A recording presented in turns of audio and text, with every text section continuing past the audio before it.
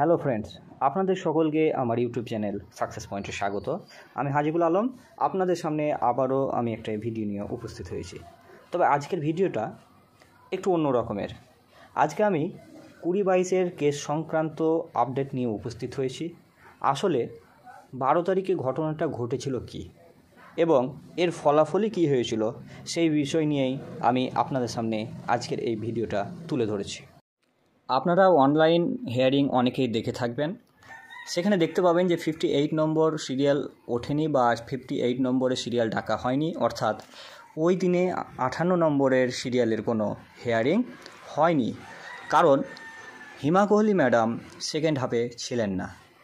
তো madam first হাফের শেষ পর্যায়ে অর্থাৎ উঠে যাওয়ার ঠিক আগের মুহূর্তে 2017-র উকিলরা ম্যাডামকে কনভিন্স করার চেষ্টা করেন এবং ফাঁকা মাঠে গোল দিয়ে দেওয়ার একটা চেষ্টা করতে থাকেন, অর্থাৎ তারা স্টেটাকে তোলার ব্যবস্থা করতে থাকেন।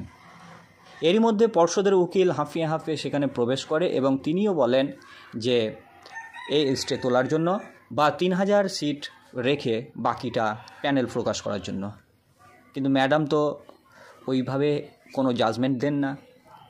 অর্থাৎ সুপ্রিম চত্বরে যেটা আমি জানতে পেরেছি সেটা হলো যে হিমা কোহলি ম্যাডাম কোনো কেসের সম্পূর্ণ আর্গুমেন্ট না হওয়া পর্যন্ত কোনো রকম জাজমেন্ট দেন না। এই যে নাম্বার আসার আগেই ফাঁকা মাঠে গোল দেওয়ার যে চেষ্টা, সেটাতে তারা সম্পূর্ণরূপে ব্যর্থ হয়েছে। এখন কথা হলো 2020-22-এর ক্যান্ডিডেটরাও চায় হিয়ারিং হোক, একটা জাজমেন্ট আসুক। তাই বলে এই নয় যে প্রতিপক্ষ থাকবে না আর সেই মুহূর্তে গিয়ে ফাঁকা মাঠে গোল দেওয়া, নাম্বারিংয়ের আগে গিয়ে গোল দেওয়া, এটা কখনো 20-22 চাই না। 2020-22-এর পক্ষ থেকে কোন কোন উকিল ছিলেন তা অর্ডার কপি দেখলেই আপনারা বুঝতে পারবেন।